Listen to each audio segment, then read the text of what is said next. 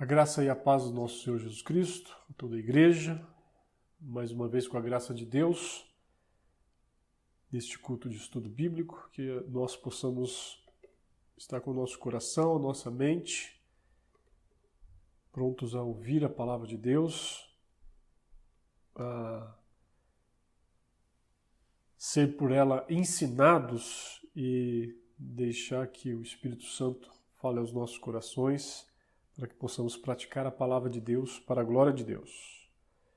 Ainda neste tema, a igreja, natureza, características e propósitos, nós vamos dar início ao terceiro estudo desse tema que nós estamos trabalhando. Eu quero ler com a igreja Mateus capítulo 5, verso 13 a 16. Mateus 5, de 13 a 16. Diz assim a palavra de Deus: Vós sois o sal da terra. Ora, se o sal vier a ser insípido, como lhe restaurar o sabor? Para nada mais presta, senão para, lançado fora, ser pisado pelos homens. Vós sois a luz do mundo. Não se pode esconder a cidade edificada sobre um monte, nem se acende uma candeia para colocá-la debaixo do alqueire, mas no velador, e alumia a todos os que se encontram na casa. Assim brilhe também a vossa luz diante dos homens, para que vejam as vossas boas obras e glorifiquem o vosso Pai que está nos céus. Até aqui. Vamos orar. Santo Deus, nós te agradecemos por mais este dia de estudo bíblico. Pedimos que o Senhor nos ajude, fale conosco com a tua palavra, que o teu Santo Espírito age em nossos corações, em nossas mentes, nos desafiando os seus desafios, querido Deus. Que nós venhamos a estar atentos à tua palavra, com nossos corações prontos a te obedecer, Pai. Fala com a tua igreja. Em nome do Senhor Jesus Cristo nós te pedimos, Pai. Amém. No estudo passado, eu trouxe aqui um texto que mostra, tanto para Lutero quanto para João Calvino, a igreja era simplesmente a comunidade dos santos.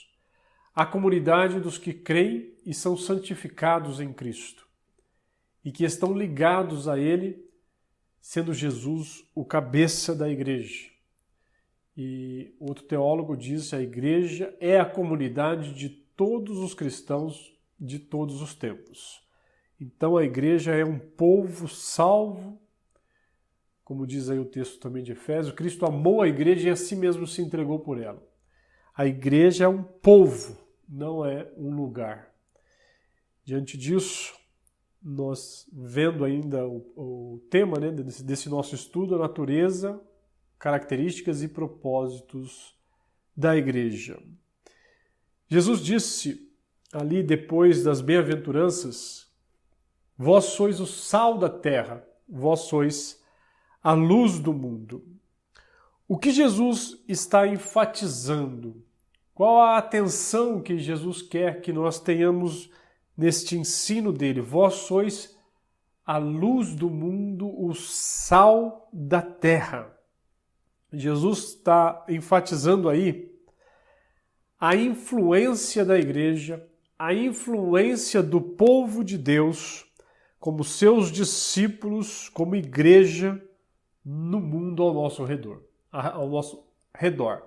A influência do povo de Deus no mundo. Vós sois o sal da terra, vós sois a luz do mundo. Então Jesus está enfatizando a nossa influência, o povo de Deus na terra, no mundo.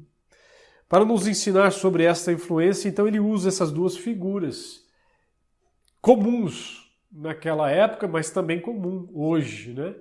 O sal e a luz, que são aí indispensáveis em qualquer lugar.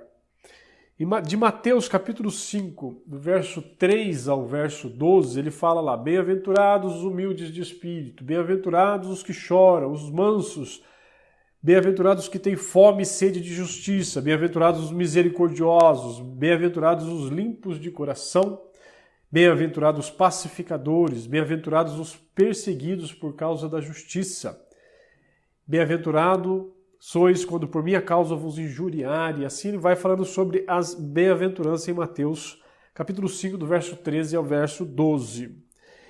Entendendo aí o que o crente é. Ele é bem-aventurado. Vamos pensar por que ele é bem-aventurado. Porque ele é regenerado, porque ele foi comprado, porque ele é salvo, porque ele é nova criatura em Cristo Jesus.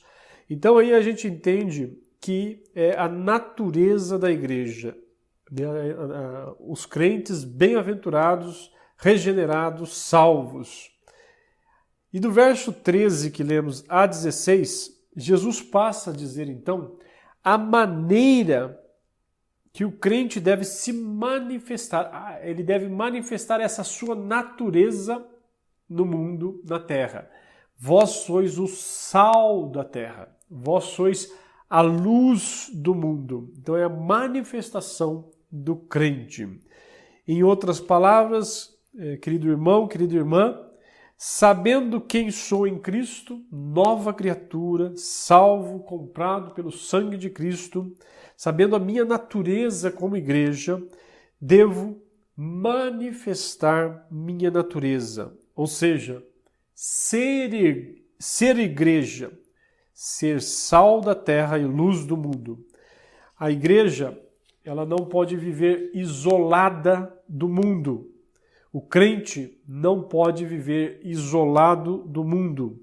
Ele está no mundo, embora não pertença ao mundo.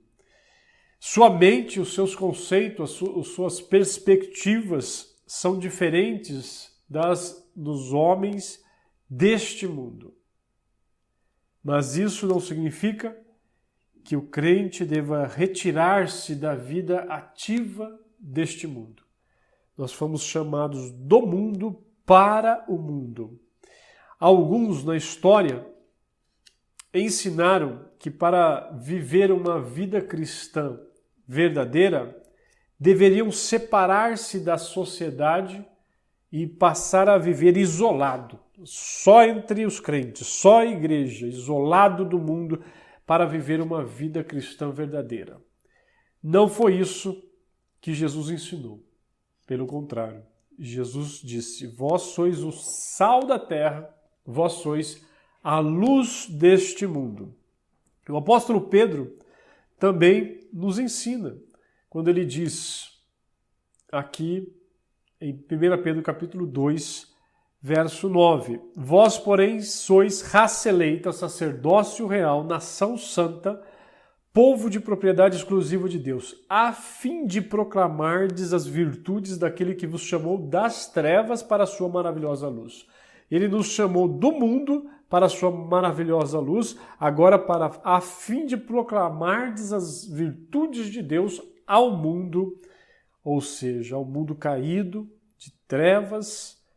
É ali que o crente deve ser sal e luz. Então nós somos ensinados por Jesus Cristo claramente a respeito da relação entre o crente, a igreja e o mundo. Ele diz: a igreja, sal da terra, luz do mundo. Então uma pergunta para respondermos agora é: qual deve ser a relação entre o discípulo, a igreja, né, o discípulo do Senhor Jesus Cristo, a igreja, e a sociedade, ou seja, o mundo? Qual deve ser essa relação? Estamos no mundo, o que nos compete a fazer a respeito disso? O que nos compete a fazer como igreja neste mundo, como discípulos que somos? O que o texto nos diz com respeito ao mundo? O que o texto nos diz com respeito à igreja? Então, observe com atenção: vós sois o sal da terra, diz o texto, disse Jesus. Vós sois a luz do mundo. Vós sois o sal da terra, vós sois a luz do mundo. Vós sois o sal da terra. O sal no mundo antigo era algo de valor e tem algumas características. Eu trouxe aqui apenas 2 características. Primeiro, o sal como tempero que dá sabor à comida. E o segundo, o sal preserva, evita a putrefação do alimento, o apodrecimento do alimento. Então o sal, como ele dá sabor à comida. Imagine vocês devem já ter provado, né? Um alface sem sal, uma carne sem sal, uma comida sem sal. Muitas dessas das nossas comidas, sem sal, ela fica sem graça, né? E o texto diz que vocês, uma outra tradução do Novo Testamento, linguagem de hoje, vocês são o sal para a humanidade. Mas se o sal perde o gosto, deixa de ser sal e não serve para mais nada. É jogado fora e pisado pelas pessoas que passam. Então, uma das propriedades do sal é dar sabor ao alimento, né? E nós, como crentes no mundo, então podemos ter essa aplicação que nós temos que dar sabor. Aí, esse sabor, a gente pode caracterizar de várias formas, né? A gente vai ver aqui alguns exemplos. No livro de Jó, capítulo 6, diz assim: o jumento fica contente quando come capim, e o boi não reclama quando tem pasto. Mas quem gosta de comida sem sal? Diz Jó, capítulo 6, versos 5 e 6. O sal, então, ele dá sabor à comida. Então, nós, como sal no mundo, temos que dar sabor, temos que dar vida, temos que trazer algo para que eles entendam quem é Jesus Cristo e vejam em nossas vidas. O sal também ele preserva, evita a putrefação, o apodrecimento. No mundo antigo, o sal era o preservador mais comum, né? Antes da invenção da geladeira, que não faz muito tempo, né? E imagine todos esses séculos ali, então o sal tinha essa propriedade de preservar um pedaço de carne, um peixe, para que ele não se apodrecesse, para que ele não viesse a apodrecer. E até hoje, né, nós vivemos aí a carne de sol, né? Que ali o sol, aquele pedaço de carne, ele é todo salgado ali para manter, né, e trazer ali o gosto. Então o sal dá sabor e preserva do apodrecimento. Vós sois a luz do mundo. Vós sois a luz do mundo. Luz também é uma figura muito importante. Eu trouxe aqui alguns textos. Ora, a mensagem que da parte dele temos ouvido e vos anunciamos é esta: que Deus é luz. Deus é luz. Então ele compartilha conosco a sua luz. E não há nele treva nenhuma. E não há nele treva nenhuma. Paulo também nos lembra que o Deus deste século cegou o entendimento dos incrédulos, para que lhes não resplandeça a luz do Evangelho, da glória de Cristo, a qual é a imagem de Deus. Então a luz também é algo importante. Então vós sois a luz desse mundo. Deus é luz, Jesus é luz, o Evangelho é luz. A função da luz, a função da luz. Disse aí Jesus convocando os seus discípulos a ser aquilo que ele mesmo é, quando ele diz: eu sou a luz do mundo. Quem me segue não andará nas trevas, pelo contrário, terá a luz da vida. Aqueles que permanecem em Cristo, a verdadeira luz, são também luz neste mundo. A luz de Cristo brilhando em nós aparece em nossa face, em nossas palavras, em nossas ações, e ilumina o mundo ao seu redor. Ilumina o mundo em trevas, simbolizando aí pecado, corrupção, imoralidade. Então a luz de Cristo, quando brilha em nós, brilha a nossa face, os nossos procedimentos, as nossas palavras, as nossas ações, e ilumina então o redor em que vivemos, o mundo em que vivemos, aquelas pessoas que nós estamos ali em contato. A luz também deve ser vista, né? É por isso que o crente não deve viver isolado. O crente, ele tem que ser crente, aonde quer que ele esteja. Quando Jesus diz, vocês são a luz para o mundo, não se pode esconder uma cidade construída sobre um monte. Eu não sei quantos tiveram já a oportunidade de ver uma cidade à noite num vale, né? E ali você vê toda a claridade de longe, né? Então vocês são a luz para o mundo. Não se pode esconder uma cidade construída sobre um monte. Ninguém acende uma lamparina e coloca debaixo de um cesto. Pelo contrário, ela é colocada no lugar próprio para que ilumine todos os que estão na casa. Então a luz deve ser vista. O crente, ele precisa refletir no mundo em que ele está, no meio em que ele está. Ele não pode ser omisso, ele não pode se esconder como crente. A luz deve ser vista. A luz dissipa as trevas. A luz dissipa as trevas. Paulo, escrevendo aos Filipenses, enfatiza a função dos crentes à luz, para que vos torneis irrepreensíveis e sinceros, filhos de Deus, inculpáveis no meio de uma geração pervertida e corrupta, na qual resplandeceis como luzeiros neste mundo.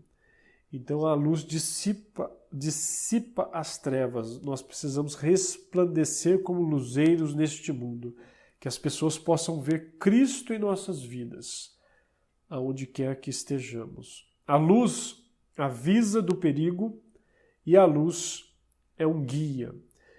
Revelam os perigos que nos cercam deste mundo tenebroso. Lâmpada para os meus pés é a tua palavra e luz para os meus caminhos.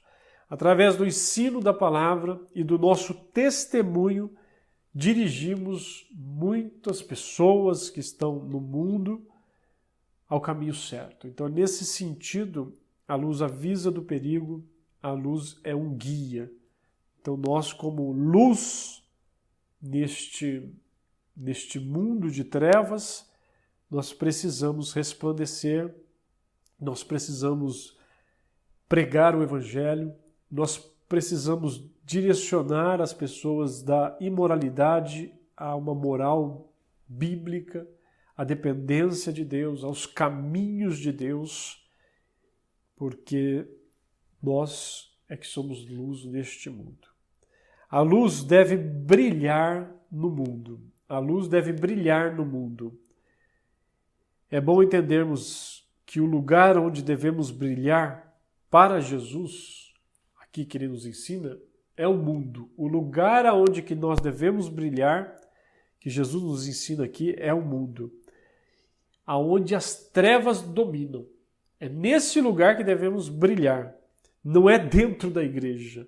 A luz deve brilhar nesse mundo de trevas, para dissipar as trevas, para ser luz de Jesus ali no meio das trevas. Jesus disse também, né, de uma outra forma, ele diz, eis que eu vos envio como ovelhas para o meio de lobos. Olha, Jesus nos envia como ovelhas no meio de lobos. Nosso Deus, ele deseja que possamos depender dele como bom pastor, que nos protege, mas ao mesmo tempo ele mostra a nossa dependência de Deus, mesmo diante das trevas, mesmo diante de lobos, nós vamos fazer a obra do Senhor. Eis que eu vos envio como ovelhas para o meio de lobos. A luz deve brilhar no mundo de trevas. o resultado da luz. Diz aí o verso 16. Assim brilhe também a vossa luz diante dos homens, para que vejam as vossas boas obras e glorifiquem o vosso Pai que estás nos céus. O seu testemunho diário, você como luz e sal no mundo, na terra, o seu testemunho diário, as nossas boas obras não devem chamar a atenção para nós mesmos, e sim as nossas boas obras, nosso testemunho diário deve chamar sempre atenção para Deus. Glorifiquem o vosso Pai que estais nos céus. A influência do crente no mundo deve ser como sal para a comida, dar um novo sabor ao ambiente. Será que nós estamos dando sabor no ambiente onde que trabalhamos, no ambiente onde estudamos, no ambiente onde vivemos, no ambiente onde vamos fazer o nosso lazer, no ambiente onde a gente anda de transporte coletivo? A influência do crente no mundo deve ser o sal para a comida, como o sal para a comida, dar sabor ao ambiente em que estamos. Será que nós temos sido sal e levado o sabor de Cristo, a vontade das pessoas que estão ao nosso redor de provar a Cristo? De provar a Cristo. Se o crente vai ser sal da terra, deve ser uma influência também antisséptica no mundo. A presença do crente deve evitar o progresso do mal, o apodrecimento, derrotando a podridão ao seu redor.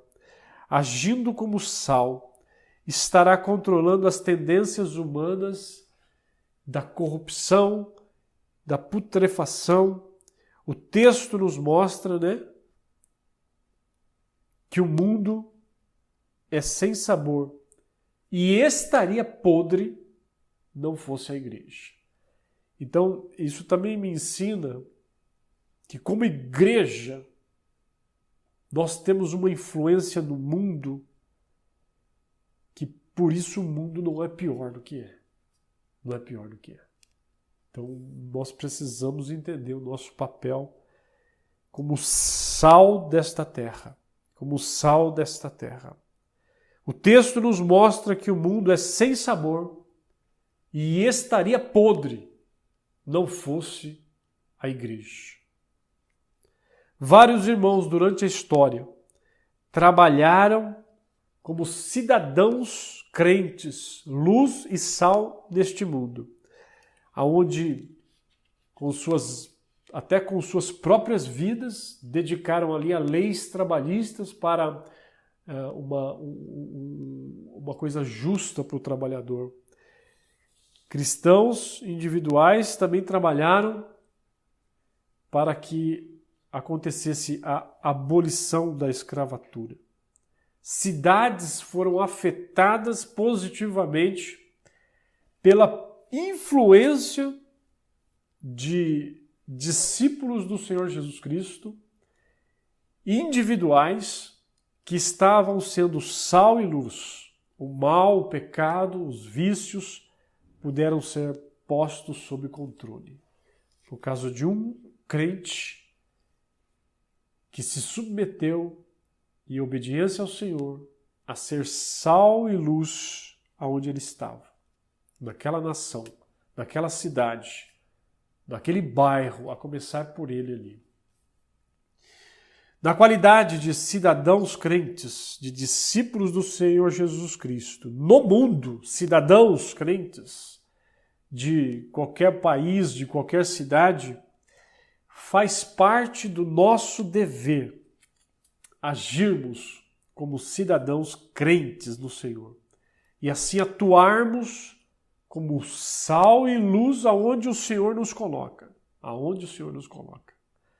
E a tarefa primária da igreja, só para nos lembrarmos, a tarefa primária da igreja é evangelizar, é pregar o evangelho, porém, como igreja, como nova criatura, como regenerados, como comprados pelo sangue de Cristo, o Senhor Jesus Cristo disse: assim brilhe também a vossa luz diante dos homens, para que vejam as vossas boas obras e glorifiquem o vosso Pai que está nos céus.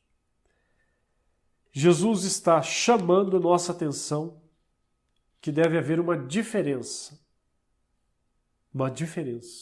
fundamental entre o crente e o não crente. Deve haver essa diferença. Se não há diferença entre você e o não crente, está complicado. Jesus está chamando a nossa atenção que deve haver uma diferença fundamental entre o crente e o não crente, entre a igreja e o mundo. Entre a igreja e o mundo. Deve haver. Se 35% da população brasileira se diz crente hoje e as coisas não mudam, a igreja não tem sido sal e luz neste mundo, nesta terra. John Stott, ele escreve: cristãos são por natureza diferentes e devemos ser diferentes na prática. Cristãos são por natureza diferentes e devemos ser diferentes na prática. Sal e luz neste mundo. A maior de todas as tragédias na história da igreja tem sido a igreja se conformar com o mundo. Se conforma com a cultura deste mundo caída, com a corrupção, com a imoralidade, com tudo isso que acontece, e a gente fica de braços cruzados, só orando. A maior de todas as tragédias da igreja ao longo da sua história tem sido se conformar com o mundo e a sua cultura caída, em vez de desenvolver uma cultura cristã, começando por cada um de nós. Cada um de nós.